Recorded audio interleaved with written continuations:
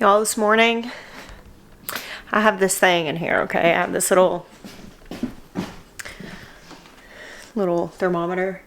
I think it needs to be calibrated or something, but I can stop my car, like I'm driving down the driveway, I can stop my car and I can sync up to that. It doesn't reach to my house because it's Bluetooth.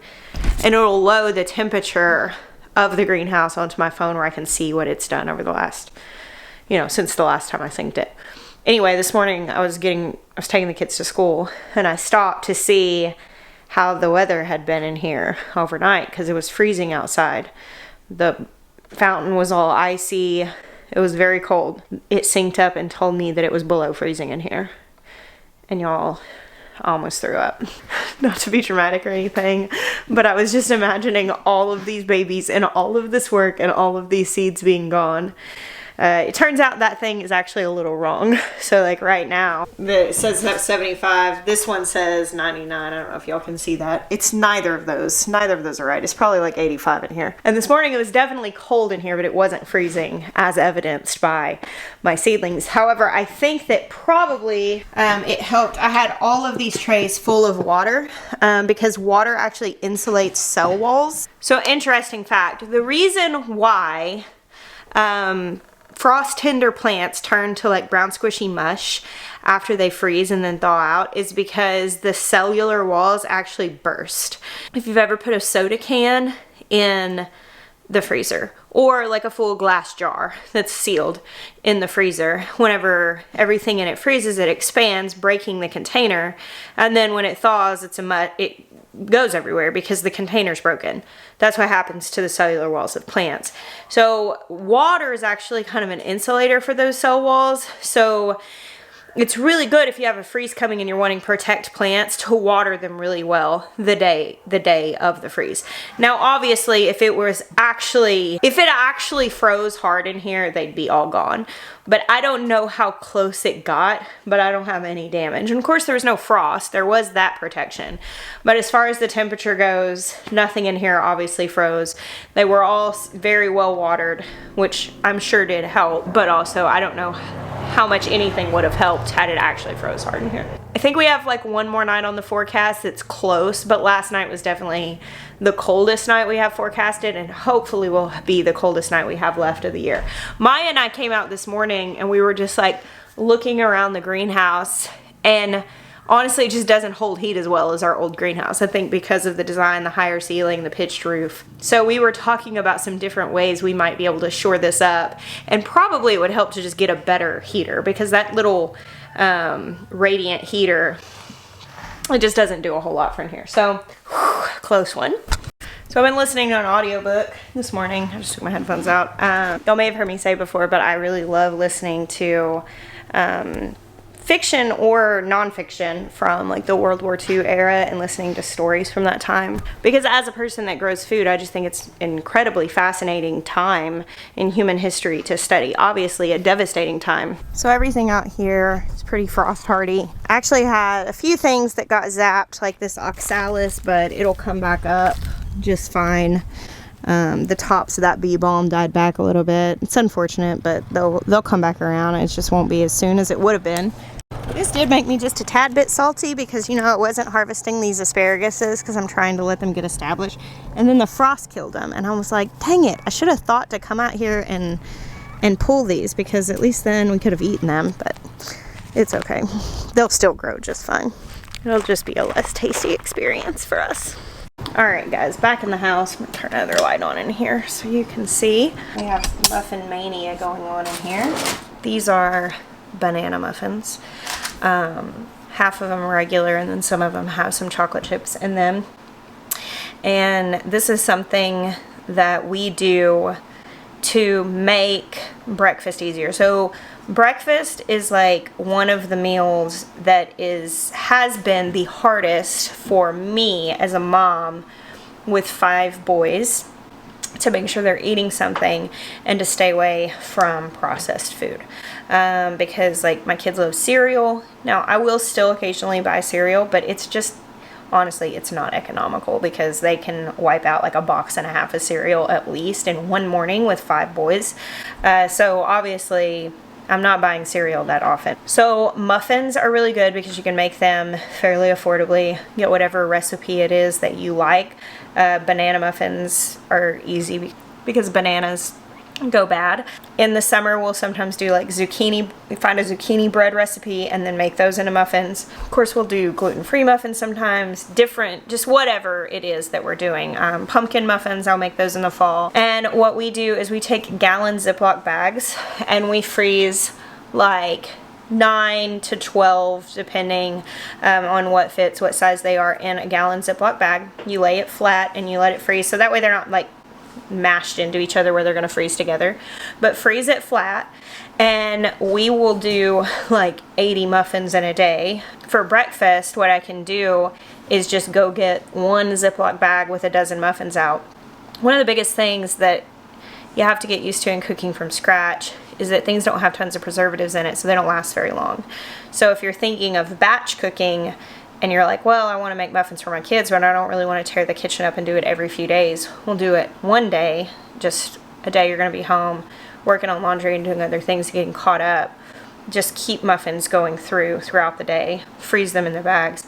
And if you don't have a microwave, you can pull them out the night before. But if you do use a microwave, which we do, I just go get them out in the morning of. The kids take one of the frozen muffins, put it on a plate, and microwave it for a minute. And the fact that it's frozen and has all that moisture in there actually makes it really moist. So it's kind of one of our tricks as far as real food for breakfast, to have something fast and easy. And then usually with that, I'll do either a fruit smoothie that has yogurt in it, or we'll just have yogurt, put a little honey or some fruit in it. I'll do, in the same fashion, sheet pans of bacon and then freeze the bacon, and you can pull out a few frozen pieces and microwave them, and then they're hot and ready to go. And so that way I'm not usually cooking in the morning. Sometimes I do, but mostly not, because then my kids go to school and then I have a mess to clean up, and I don't like starting my day cleaning up messes. I prefer having easy stuff ready like this. So I just strained off some vanilla extract. This is stuff that I started a little over a year ago, I think. So it's been a while. And I put several vanilla beans in a big bottle of vodka and just put it in the back of the pantry for a year. And now it's ready. I've got some that I did in bourbon also. I actually just strained this off and then put fresh vodka over those beans. Fresh bourbon over those beans. And the vodka and the bourbon, you can both use those for baking. This is just homemade vanilla extract. And they just have like slightly different flavor profiles. Obviously, you're not using a lot of it in the cooking. Usually recipes call for what, like a teaspoon.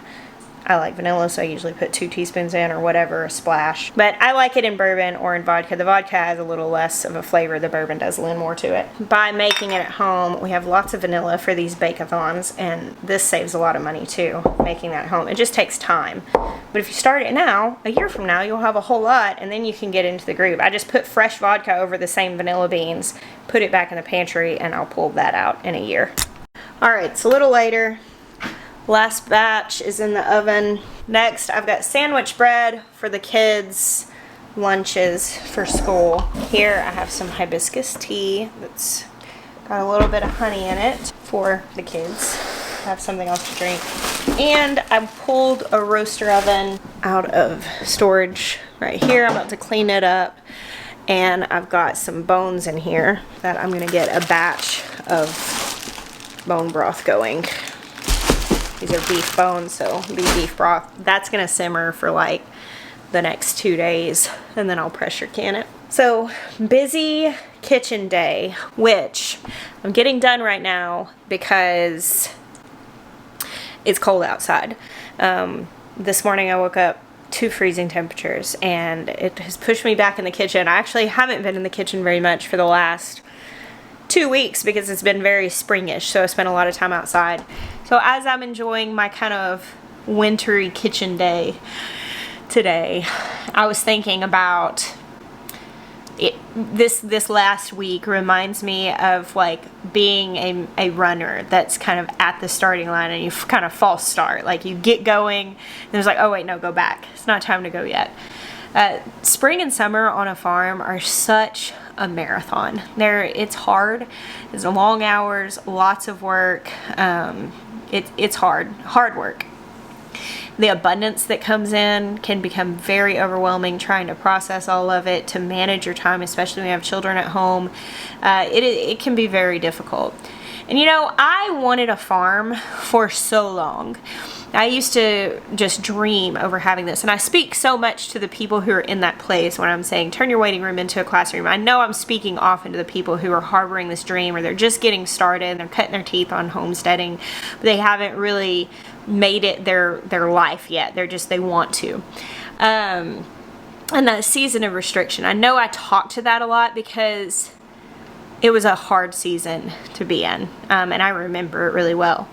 Do you know that when I finally got the farm, you know, the first year or so, it was really hard work, but like when I had my first like super hard double whammy spring that like nearly took me out. It was where we had gotten all these pregnant goats, and so we had like this massive kidding season and this really big garden, and we had all of these things going on. And I remember like dragging in at the end of the day, and like I would lay down, and I remember I had these bottle baby goats I had to feed, and I'd be like, oh God, you can't ignore it, you have to get up. And dealing with how hard it was, I remember thinking, I'm so glad I had to wait to have this, because there was absolutely no question of whether I was going to quit or not. And longing is such a gift. And today, you know, I'd made a joke this morning. I made a post, my frozen fountain, and I put, how rude, you know, like my asparagus is turned over. Thankfully, my seedlings didn't die. But I have that sense of like, ugh, you know, and I know I'm joking about it, but this false start and like, okay, back to the starting line, come back in, and it's not quite time yet. It's not quite time to run the marathon yet. It reminded me that every winter we kind of get to experience again the longing. And longing is such a gift. So when you're in that place, yes, turn your waiting room into a classroom, prepare yourself, do what you can. But also, I wish we could bottle the longing. I wish that the seasons of absence from the lush garden, that we can maybe bottle up that feeling, so that when you're tempted to let the thing grow up to weeds because it's July and it's super hot and, you know, things are really struggling, they're going wild, the weeds are going crazy, that you could just maybe like uncork that beautiful thing of longing and drive you out there during that season that you really need kind of some strength to be sustained. So here's today. Maybe take a little piece of paper and write down how much you're longing for that lush garden and that abundance and that beautiful that food. And if you're in a place where you're snowed in, if you're in a place where you had another freeze later than you thought you would, just go ahead and write that down, how much you're longing for it, and put it somewhere you can access it here in 4 or 5 months, 6 months, because you may need it. I'm going to carry on with my chores. Thank you guys for hanging out with me today. I bless you. Until next time.